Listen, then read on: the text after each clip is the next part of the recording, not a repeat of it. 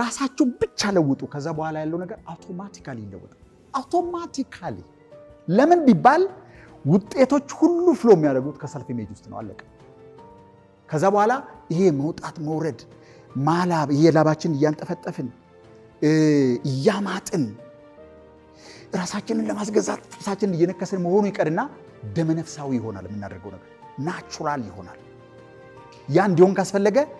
ሐሳባዊውን ራእያችንን ወስደን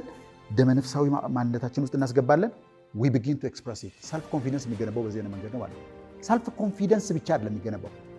self confidence እኮ የውስጣዊው ሰው በውጭ በኩል መገለጥ that's what self confidence is የውስጣዊው ሰው መለወጥ አለበት ማለት ነው በሌላ አነጋገር መስታወት ፊት ቆማችሁ ስታዩ መልካችሁ ነው አይደል የምታዩት መልካችሁ ላይ እጸጽ ቢኖር ምንድነው የምታደርጉት መስታወቱ ላይ አይጠረግም